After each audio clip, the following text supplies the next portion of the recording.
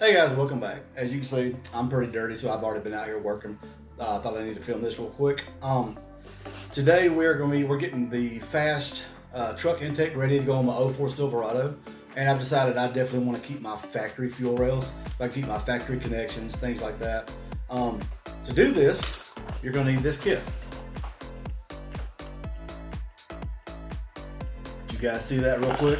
This kit comes with everything you need to modify your factory fuel rails to work on this fast truck intake. If you have the ability to get the fuel rails off of your truck, which really isn't a big deal, then you can definitely do this modification. I want to thank my buddy over at Blue Collar Hot Rod YouTube channel. He's the one that turned me on to this kit, so props to him. Just like he said, it works perfectly. He's done it a few times before, but it does work perfectly. And I'm going to be able to put my intake in place and snap all the factory connections back in, and other than the extra power, the truck will never know it happened. So let's get into it. Okay guys, so first things first, obviously this is my factory fuel rail. I've already taken it apart. Let's spin it around here so we can see it a little better. That's how it's going to mount it back into the truck. I went ahead and popped my injectors out. It's not a big deal. It's got a clip, pop the clip. Pull your injectors out, make sure you get all of your fuel out. And of course you can see this is the factory style for the '04, I think '03 up to about '07. It's the round style fuel rail. And the first step they want you to do, actually I changed that step. What they want you to do, this bracket right here, they want you to cut this off. And actually this is originally was twisted into here, and it bolts down right through that bolt, holds it to the intake manifold. Instead of cutting that off, what I decided to do, I just made a simple bend, and I bent it back out of the way because I will be putting E85 on my truck as well, and that'd be a perfect spot to mount my E85 sensor. And if you look, it's already got a few little bolt holes in it. It'd be a fairly easy modification for me.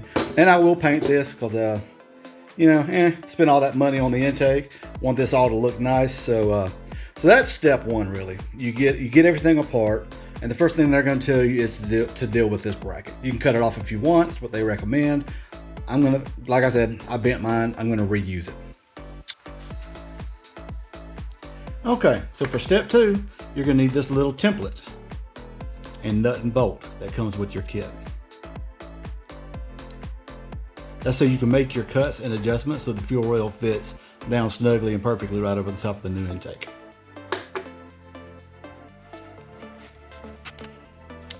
All right guys, so this is where we're at. This is the template right here that came with the kit. All you got to do is line it up on your factory fuel tab. Now this is the tab where it bolted down to the intake. Comes with a bolt and a nut. Now mine didn't actually fit very well as far as down through this factory hole here. So I took advantage. I just went ahead and used a socket and drove it down on there nice and snug. And so what this is going to allow you to do, it gives you a spot here that eventually you're going to cut this tab off.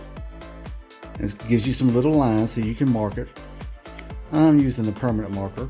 While you've got this template already on, you've got a 7mm drill bit that comes with it. And you just drill this hole right here. So what you're going to do, you're going to leave it all bolted together just like it is.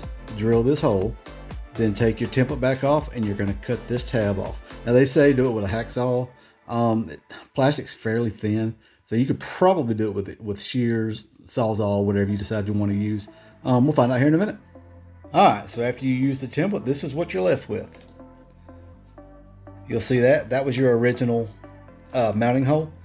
Put the template on there, drilled the new mounting hole, and I went ahead and changed it. The marker wasn't doing real well, so I just took a razor blade knife and scored that right there. And the next step, we'll be cutting those off. So this becomes your new hole. That gets out of the way so it'll fit. It's been pretty easy, guys. I ain't gonna lie. That one didn't show quite as good. And don't be worried, line it up the best you can. Don't be worried if you get it off just a little bit. It'd be easier to go just with a one step larger bit and waller it out a little bit. It gives you a little bit of adjustment, but I think this is gonna fit pretty nice.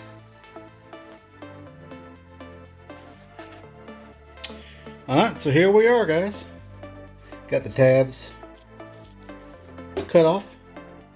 You got your new mounting holes right here. That's what it looks like from the top. and I did test fit it. Let's take a look real quick. And of course, those tabs are plastic, so if you need to make any more adjustments on them, it's not a big deal. You can see now your fuel rails will actually fit over the top of this intake.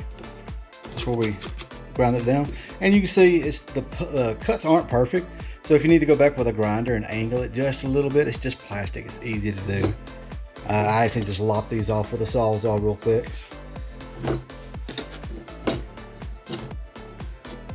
But I mean, it actually, and if you notice, it actually, they designed this intake with these grooves on it.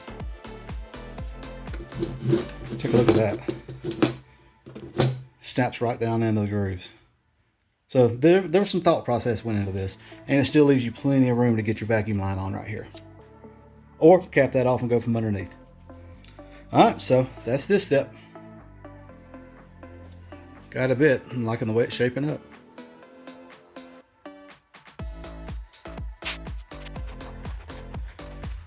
Okay guys, so you can see I removed the top off of this bad boy, and just follow the directions. There's nothing to it. It's just some little Allen head bolts. You need to separate it so you can start making some of your vacuum connections. I went ahead and did the map sensor first. Now there's a couple places that you can put the map sensor, but I decided to go with the back because mine's already wired to go to the back, and mine has the grommet style. And what I did, even though it's not necessary, I went ahead and did it with something that anybody would have laying around. I made a little quick bracket out of a old worm style clip. Of course, I'll clean it up a little bit. This is just to show you. That way I know it's secure in there. And of course, vacuum's going to try and keep it pulled in anyway. And I will put a little silicone before I do the final mount. But I mean, it's real simple. Just make you a couple of bends, knock out one of the openings there, run the bolt down that they actually supply for you, and nice and secure. The alternative, which I am not doing, of course, like I said, this is probably, you know, it's pointless doing it anyway, just for my security. That's what it actually looks like. And of course, you need to drill that out with, if you've got the grommet style, you're going to use a 3/8 bit. Now, this is how it was set up originally on the factory.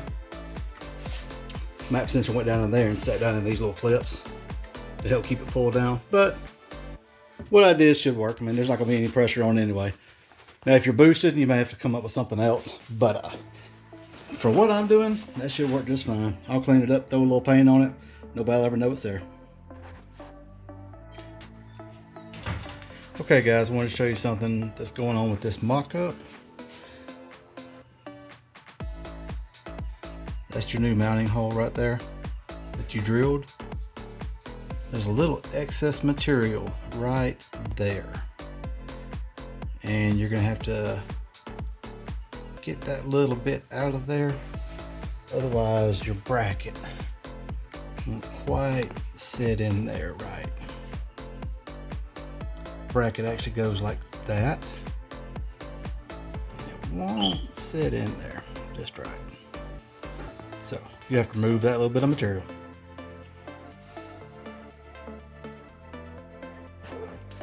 All right, well, here we go, guys. Using the FAST kit that I got from Summit to use the OE rails. They are on here. Difficulty level, kind of a pain in the butt. You're definitely going to save money. And that's my adapter on the front. I haven't put the throttle body on because it's nasty. So, one thing I will point out, this part right here is an absolute pain in the butt. Trying to get to this bolt and then this one up here, trying to get everything lined up. Now the brackets lined up okay, but I mean it's a conversion kit. It's 80 bucks, give or take. It probably took 3 hours of fighting with it to finally get it popped down in there right. But turns out pretty good. 150 bucks savings, give or take. To be honest though, if I had to do it again, I'd just buy the rails. Turned out okay though.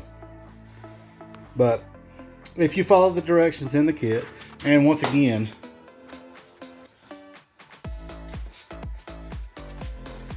if you follow the directions in the kit, that's the kit right there.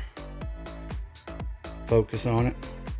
If you follow the directions in this kit, you can mount your stock rails up on this pretty intake.